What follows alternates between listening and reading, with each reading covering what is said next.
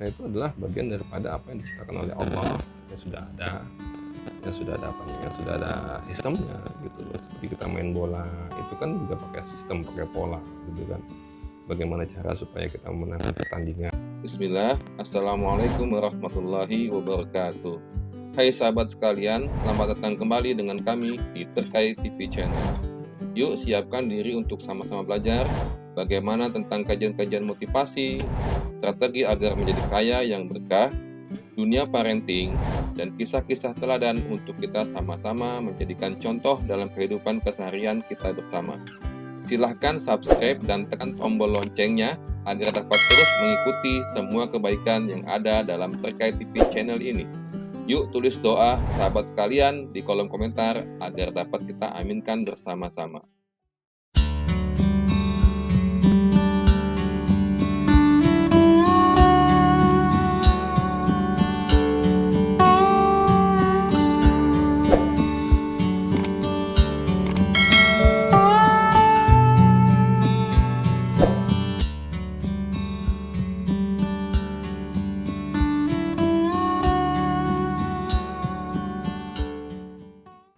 Saya sepakat sekali.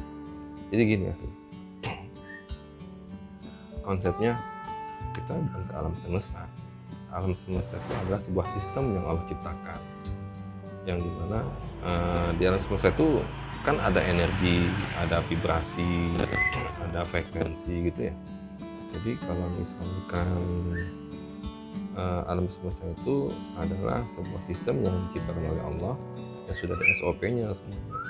Misalkan gini, namanya manusia ini adalah kan bagian daripada alam semesta. Terus apalagi langit itu alam semesta, bumi alam semesta, semua ada alam semesta.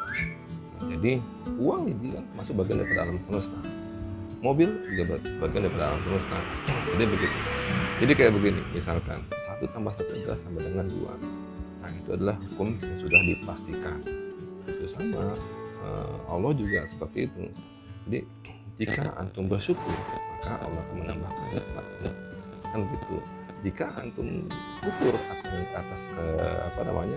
atas nikmat yang diberikan oleh Allah, maka kan konsekuensinya akan ditutup rezeki kita gitu kan, atau apapun itu kan gitu. Begitu konsepnya.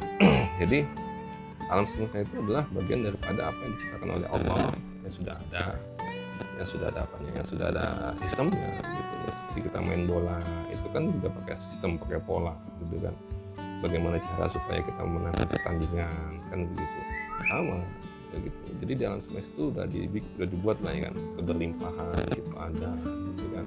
Jadi kita minta aja, kita itu minta tetap sama Allah, tapi kan vibrasi itu harus kita ada. Vibrasi dalam diri kita itu harus benar-benar memancarkan apa yang diinginkan oleh Allah Subhanahu wa taala yang sudah dibentuk di sistem yang ada di alam semesta itu. Alam semesta itu diciptakan oleh Allah itu seperti apa?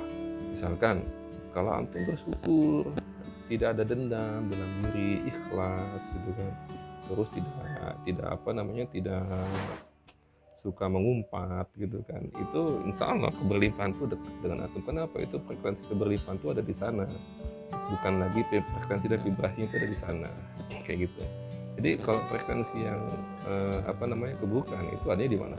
Ada di rasa dendam, mengumpat gitu kan, tidak ikhlas, menyalahkan keadaan gitu. Begitu.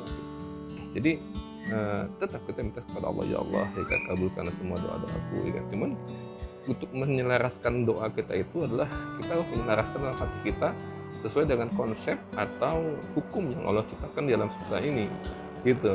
Jadi alam semesta itu, Allah tuh menciptakan alam semesta itu dengan apa? Dengan keberlimpahan tadi yang ada di frekuensi yang seperti tadi, frekuensi bersyukur itu keberlimpahan ada gitu. Kayak gitu ya.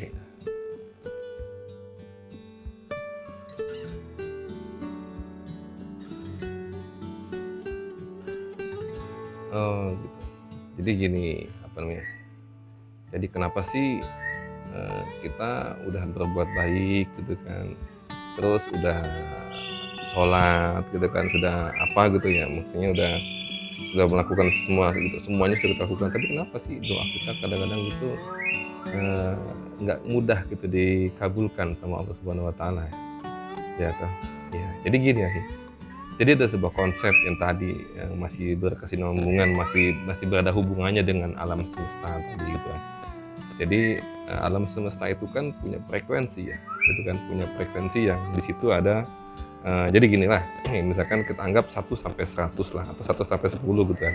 Jadi frekuensi yang 10 itu adalah keberlimpahan atau apa namanya, apa yang kita inginkan gitu, misalkan kekayaan, kebahagiaan, kesehatan, atau apapun itu ya, oke ya.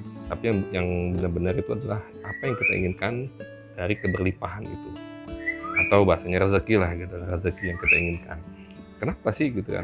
Terus yang di bawah, yang di frekuensi yang satu itu satu gitu kan, yang paling bawah itu adalah frekuensi yang rendah lah gitu kan. Itu bisa keburukan yang kita bisa ya, masalah-masalah yang kita hadapi gitu kan. Terus apa namanya, yang tidak mengenakan lah gitu, banyak sekali lah. Udah nggak bisa menggambarkan yang gak enak bagaimana, karena udah nggak pernah ada lagi di hati gitu. Nggak yang mengenakan apa sih gitu kan gitu. Kenapa? Nah gini, jadi kenapa sih tadi kita balik ke kenapa sih doanya tuh nggak dikabulkan gitu kan?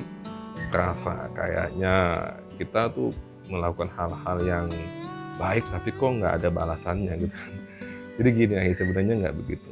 Jadi itu yang namanya adalah kita tuh harus menyelaraskan antara lisan kita dengan hati kita.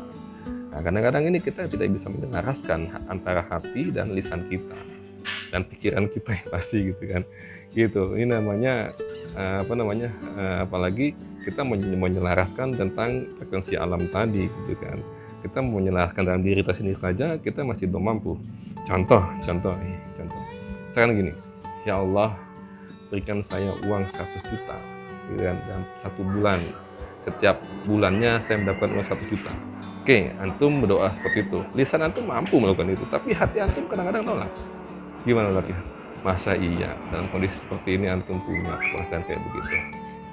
Kan gitu. Kayaknya nggak mungkin gitu kan ya. Jadinya apalagi kita masih membayangkan kondisi kita saat ini gitu kan, bekerja akan gaji yang UMR gitu kan. Berapa sih UMR sekarang ini? 4 juta atau 5 juta kan gitu kan ya.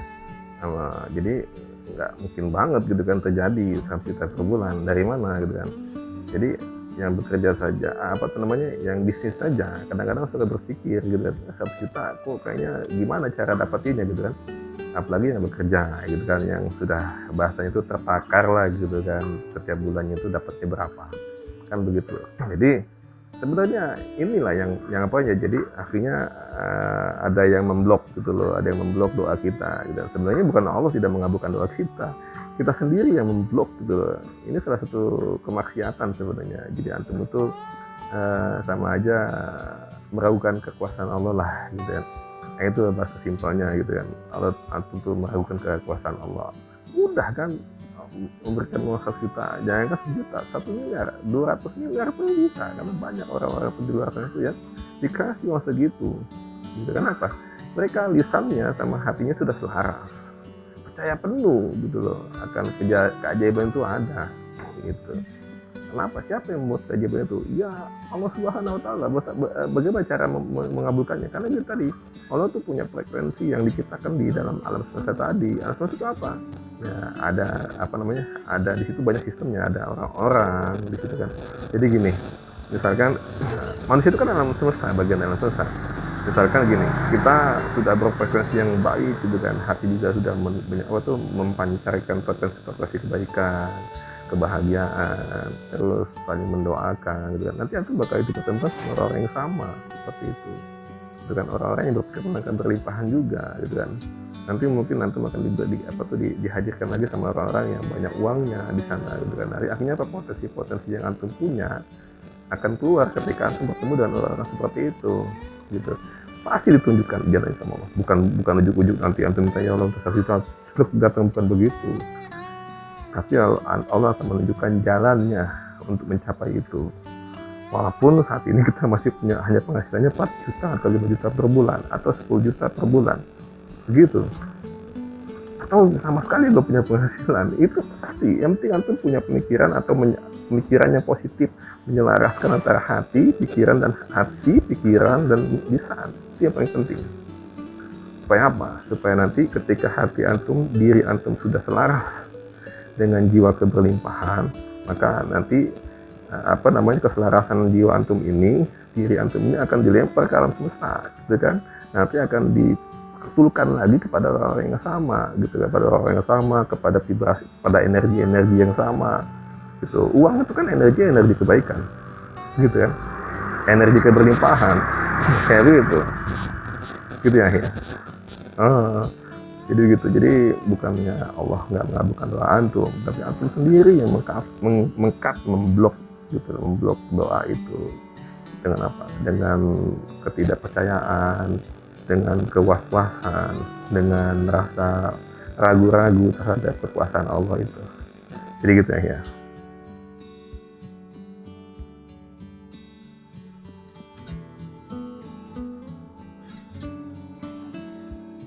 Baik, jadi langsung ke inti nih ya, jadi pertanyaannya yang benar-benar sering ditanyakan gitu kan. Jadi kalau misalkan kita ini kenapa sih belum bisa doa itu nggak bisa dikabulkan segala macam, merasa kayaknya kita jauh dari semua itu gitu kan. Lalu bagaimana caranya biar bisa itu semua terjadi gitu, dan keajaiban ada dalam diri kita. Ya sebenarnya simpel lah. Jadi di dasar konsep Islam itu sudah ada sebenarnya, gitu. Di konsep Islam itu sudah ada sebenarnya. Jadi cobalah ya kan, kita mulai saat ini tuh mengikhlaskan diri, menyelaraskan antara lisan dan hati kita, pikiran kita, gitu ya. Ya cobalah kita mendoakan, misalkan mendoakan anak kita, mendoakan istri kita. Jadi ketika kita mendoakan, lisan kita itu berdoa, ya, tapi hati pun tetap berdoa dengan apa yang kita lisankan, gitu loh. Bukannya kita berdoa di lisan tapi hati kita tidak, gitu. Misalkan begini, antum berdoa untuk kebaikan orang lain dari lisan antum ya, tapi hati kita menghendaki keburukan pada orang itu namanya tidak selaras gitu, antara hati dan ucapan antum. Jadi selaraskanlah semua itu, gitu. Itu ya. Terus juga kan kita harus kalau di dalam dunia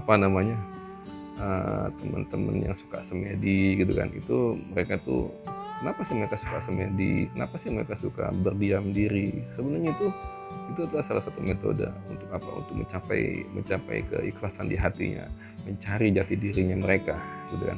Di dalam Islam ada begitu. Bagaimana caranya? Namanya mindfulness. Mindfulness itu untuk apa? Untuk menyadarkan diri kita itu bahwasanya kita harus hidup pada saat ini, gitu. Kita hidup pada saat ini dan menyadarkan diri kita tuh untuk bersyukur, gitu loh. Gitu. Jadi mindfulness gitu. Bagaimana caranya? Kita berzikir kepada Allah. Subhanallah, subhanallah. Subhanallah itu lisan kita mengucapkan subhanallah, hati itu kita mengucapkan apa artinya kalau bisa. Terus pikiran kita membayangkan apa yang kita ucapkan. Misalkan subhanallah, maha suci Allah, kita bayangkan kesucian Allah yang sangat luar biasa. Begitu. Begitu setiap hari kita 5 menit saja antum praktekin itu dengan cara pola napas yang terbaik. Misalkan pola napas itu harus dari menyeimbangkan napas kita itu harus masuk ke dalam perut, misalkan begini. Subhanallah. Begitu aja. Coba antum praktekkan. Jadi melambatkan napas itu salah satu metode bagaimana supaya kita tuh menenangkan hati kita, menyelaraskan antara lisan dan hati kita, begitu. Terus yang berikutnya adalah sending love, rasanya kalau ada teman-teman tuh yang bilang sending love atau mengirim cinta. Mengirim cinta itu bukan masih love, tapi mengirim rasa kasih sayang kita kepada orang lain dengan cara apa? Dengan cara mendoakan. Misalkan, ya Allah, saya mendoakan tetangga saya yang di sebelah ini, tolong bahagiakan dia, tolong muliakan dia dengan kebaikanmu ya Allah, gitu. Tapi harus sesuai antara lisan dan hati kita. Kita mendoakan orang yang menzolimi kita, ya gitu kita doakan mereka, ya. Yang berikutnya adalah memaafkan.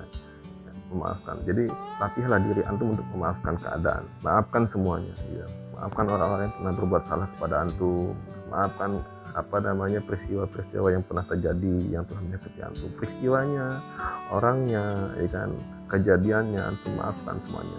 Dan yang paling penting adalah yang paling utama, ya kan, antum harus bisa memaafkan diri antum sendiri. Karena apa? Ya kan? Antum bagaimana bisa memaafkan orang lain kan? Sedangkan diri antum sendiri tidak bisa antum maafkan secara peristiwa, gitu ya. Jadi kita ini manusia, pasti bisa berbuat salah.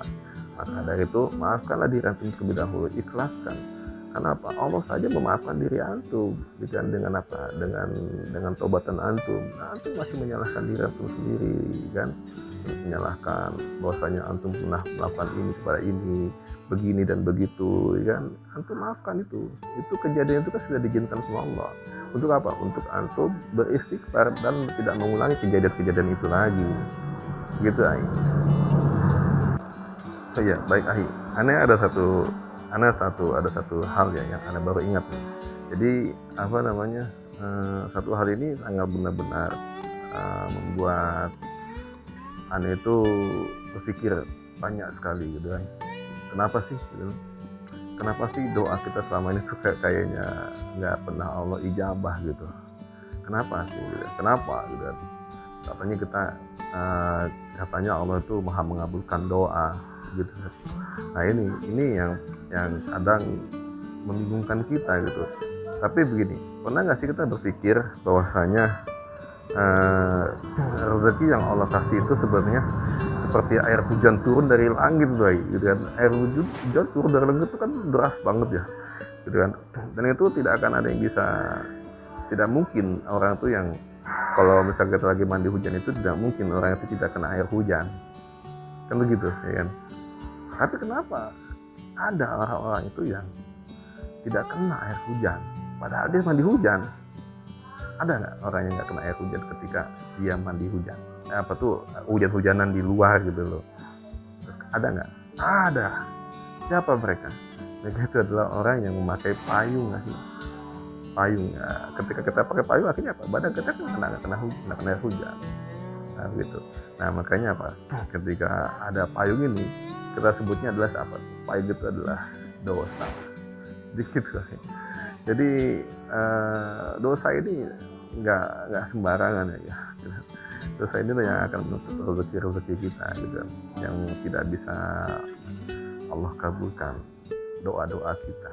Maka dari itu mulai saat ini cobalah kita merenung gitu kan, kita hayati apa sih yang selama ini tuh kita lakukan, apa sih dosa-dosa yang pernah kita lakukan, terus kita tobati itu, maafkan diri kita dan berazam jangan sampai kita mengulangi lagi gitu.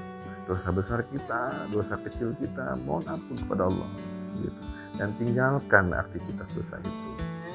Rata-rata kita tuh kayaknya senang dengan dosa-dosa itu ya, mungkin dosa besar enggak, tapi dosa kecil ya, banyak sekali begitu ya. Nanti kapan-kapan kita bahas apa sih dosa-dosa yang bisa menghalangi rezeki. Share jika konten ini bermanfaat untuk karakter pribadi, bisnis, dan agamamu. Siapa tahu ada yang sama-sama lagi semangat bangkit. Like dan subscribe agar dapat terus mengikuti informasi tentang motivasi dan ilmu energi menuju bangkit serta sadar akan kekayaan yang berkah begitu penting untuk kita semua. Ini Terkait TV Channel, tempat kita belajar mindset kaya serta energi positif untuk menjadi kaya dari dalam diri kita menuju keluar diri kita.